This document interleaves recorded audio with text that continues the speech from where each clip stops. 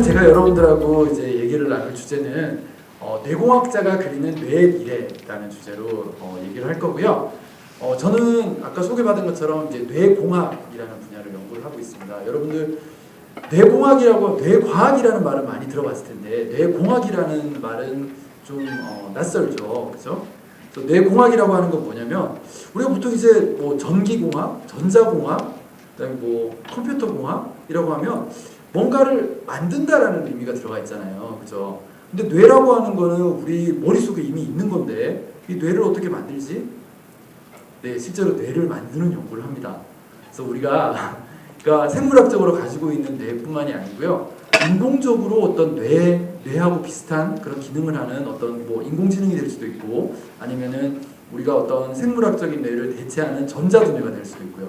그러니까 이런 것들을 이제 만들기 위한 연구를 하는 분야가 바로 뇌공학이다라고 생각하면 될 것 같아요. 그래서 오늘 여러분들에게 이 뇌공학이라고 하는 분야가 어떤 분야인지, 그 다음에 이 뇌공학에서 어떤 연구가 진행이 되고 있는지에 대해서 이제 소개를 해드릴 거고요. 저는 이제 한양대학교 전기생체공학부 생체공학 전공이라고 하는 이제 학과에 지금 근무를 하고 있는데, 저희 학과 이름이 내년부터 바뀌어요. 그러니까 여러분들 이제 고등학생들이라서 아마 이제 학과 이름이라든가 이런 것들이 좀 관심이 많을 것 같아서 제가 소개를 해주면요, 우리 학과는 전기생체공학부 생체공학 전공에서 이제 바이오메디컬 공학 전공이라고 하는 이름으로 바뀝니다. 실제로 여러분들 여기 전북대학교 가까운 데 있는 전북대학교 같은 경우에 이미 바이오메디컬 공학과라고 하는 학과가 있어요. 근데 동일한 이제 연구를 하는 학과인데, 동일한 걸 이제 가르치는 학과인데 이름이 좀 달라서, 그래서 무슨 학과인지 잘 알기 힘들다라는 그런 얘기가 많아가지고요, 저희가 이름을 바꿨습니다. 그래서 저희가 하는 일은 기본적으로 뭐냐면요, 그러니까 여러분들 의공학이라고 들어봤어요? 그러니까 의학하고 공학이 결합된 학문인데, 그러니까 병원에 가면은 여러 가지 의료기기 같은 거 많이 보이잖아요. 그러니까 MRI라든가 CT라든가 뭐 초음파라든가, 그러니까 기본적으로 그런 병원에서 사용되는 여러 가지 공학 기술들을 연구하고 개발하는 그런 학문이다라고 생각하면 될 것 같아요. 그러니까 그런 것들을 여러분들이 이제 배우는 학과에 제가 근무를 하고 있고요. 자, 제가 너무 앞에 이제 서론이 길었는데 이제 본격적으로 한번 들어가보도록 하겠습니다. 여러분들 혹시 공각기동대라고 하는 애니메이션 본 사람들 있어요? 한번 손 들어보세요. 애니메이션. 야, 이거 되게 오래된 건데, 20년 넘은 건데, 25년 된 건데, 그래도 본 친구들이 한 3명 정도 있네요. 아, 요즘에 이 공각기동대가 넷플릭스에 들어가 있더라고요. 그래서 관심 있는 친구들은 들어가서 보면 좋을 것 같고요. 이 공각기동대는 원래는 이제 되게 여러 가지 버전들이 있어요. 이게 뭐 그냥 시리즈물로 나와 있는 것도 있고요. 그 다음에 단편으로 해서 나온 그 극장판도 있고요. 여러 가지 버전들이 있고 실사판도 심지어 있어요. 이게 1995년도에 일본에서 처음 개봉을 한 애니메이션이고요. 오시 마모루라는 이제 감독이 만든 영화입니다. 이게 우리나라에 개봉된 거는 2001년이었고요.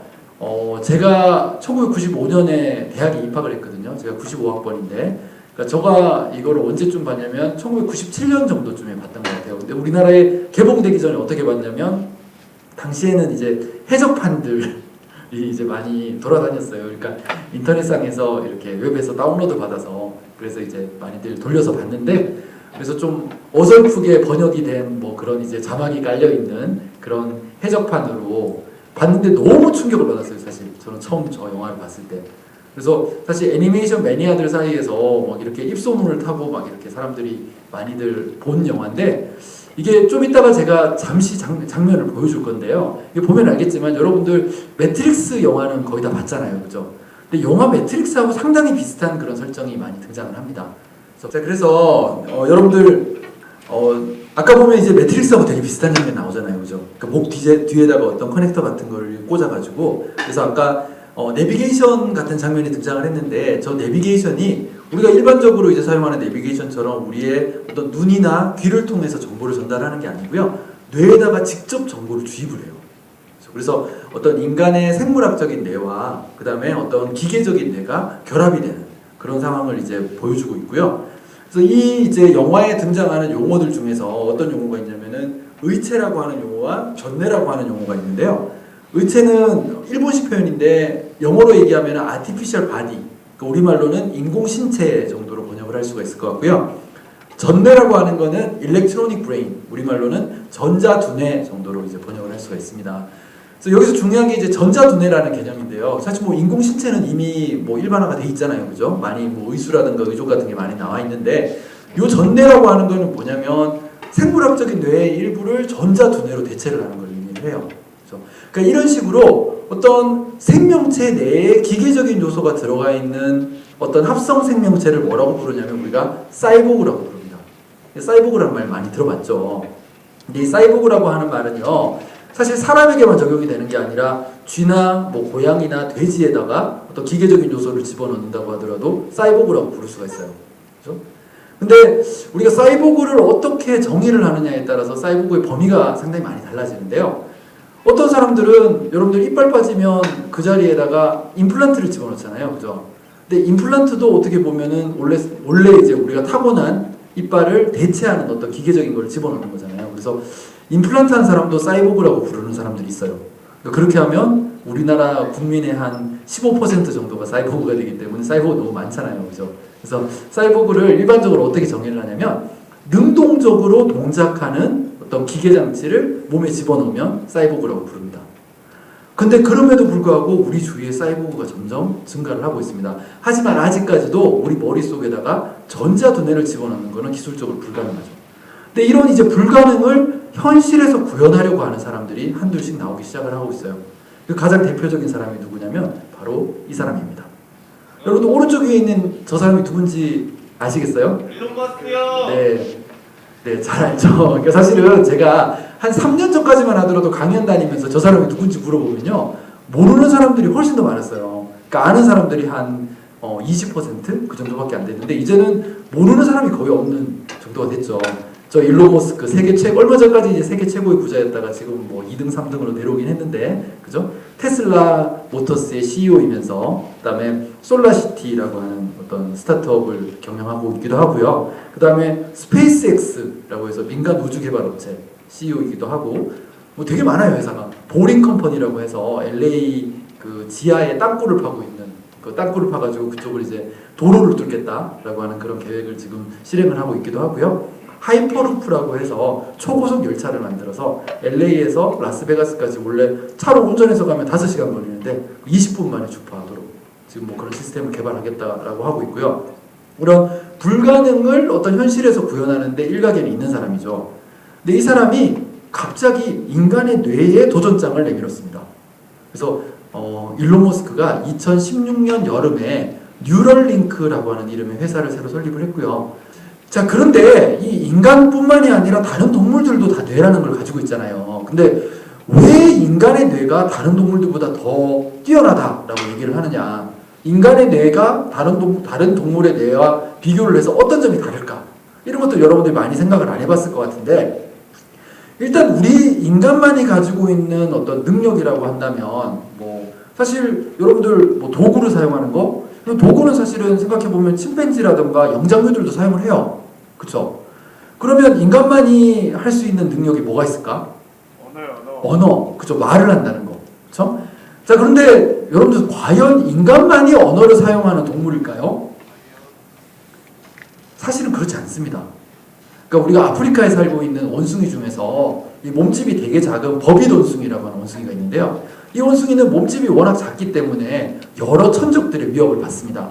뭐 예를 들면 표범이라든가 아니면 독수리라든가 비단뱀 같은 게 이제 천적인데요. 자, 여기 로버트 세이파스라고 하는 영장류 학자가 아주 자세히 이 원숭이를 관찰을 해봤더니 이 원숭이가요, 표범이나 독수리, 비단뱀을 봤을 때 조금씩 다른 소리를 낸다는 사실을 알게 됐어요. 그러니까 동료들에게 위험을 알릴 때 소리가 조금씩 다르다는 거예요. 그래서 표범을 봤을 때 내는 소리, 독수리를 봤을 때 내는 소리, 비단뱀을 봤을 때 내는 소리. 그럼 뭐예요? 언어를 가지고 있는 게 인간만이 아니란 얘기죠. 그죠? 그래서 다른 동물들도 언어를 가지고 있다.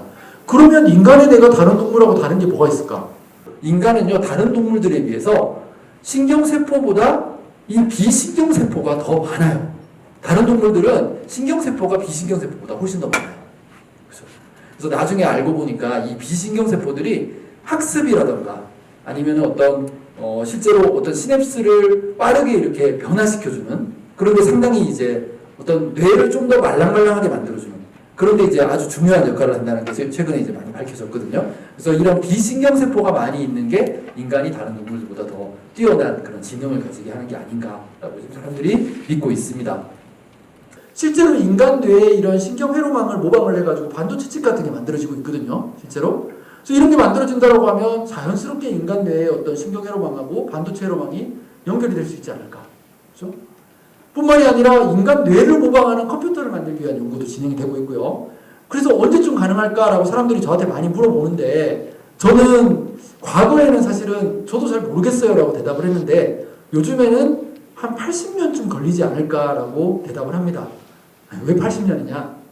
제가 이름을 80년 썰이라고 붙였는데요. 제가 요즘에 봤더니 최근에 기술이 완성이 된 것들이 한 80년쯤 전에 처음 아이디어가 나온 것들이 되게 많다라는 사실을 알게 됐어요. 가장 대표적인 사례 중에 하나가 뭐냐면 여러분들 이 사람 그 유명한 미국의 발명가의 니콜라 테슬라인데요. 그러니까 1926년도에 콜리어스라고 하는 일간지하고 인터뷰를 하면서 이런 말을 했다고 합니다. 자, 여러분들 1926년 당시에 전화기 기술이 어느 정도 기술이었냐면요. 전화기가 있으면 전화기 옆에 레버가 달려있어서 레버를 막 이렇게 돌려요. 돌리면은 교환원이 받거든요. 교환원한테 어디 연결해주세요 라고 하면 교환원이 책을 막 찾아서 그 사람의 정보를 찾은 다음에 코드를 뽑아가지고 막 연결을 해요. 그러면 그쪽에 이제 전화 연결이 되는 그 정도 기술 수준이었는데 니콜라 테슬라가 영상통신과 음성통신을 통해 곁에 있는 것처럼 서로의 얼굴을 보고 목소리를 들을 수 있을 것이고, 그죠? 가장 소름 돋는 게 사람들은 누구나 조끼 호주머니에 이 기계를 하나씩 가지고 다닐 것이다. 그리고 정확히 80년이 지난 2006년도에 아이폰이 개발이 되고 2007년도에 출시가 됐죠. 니콜라 테슬라가 유일하게 맞추지 못했던 거는 뭐예요? 사람들이 조끼를 입고 다니지 않는다는 거. 그죠? 자, 그런가 하면 요즘에 이제 사실 뭐 메타버스다 뭐다 해가지고 많이들 이슈가 되고 있는 VR. VR의 최초 아이디어 1935년도에 나왔고 80년이 지나서 현실이 됐죠.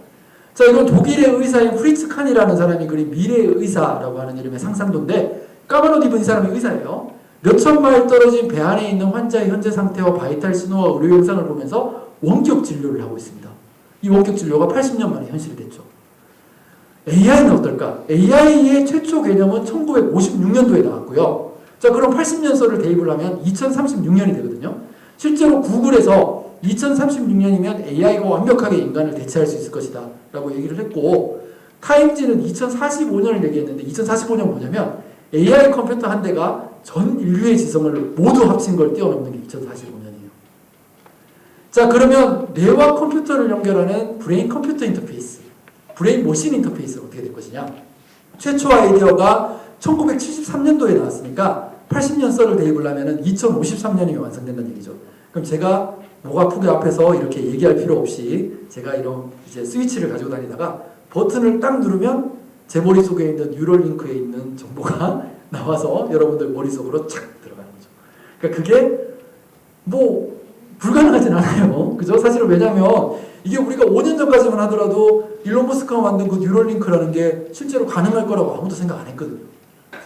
자, 제가 이게 시간이 쫓겨가지고 좀 진짜 아쉽네요. 제가 이게 사실 좀 천천히 하면은 막 3시간, 4시간 동안 할 수 있는 강의 분량이라서 그래서 좀 빨리 하다 보니까 좀 말도 좀 빨라지기도 하고 했는데 여러분들이 충분히 제가 전달하려고 하는 메시지를 잘 받았으리라고 믿고요. 그죠? 그리고 일단 여러분들 열심히 들어줘서 일단 감사하다는 말과 함께 오늘 강의는 여기서 마치도록 하겠습니다. 감사합니다. 누구에게나 더 큰 꿈은 있다. 누구에게나 행복해야 할 이유가 있다.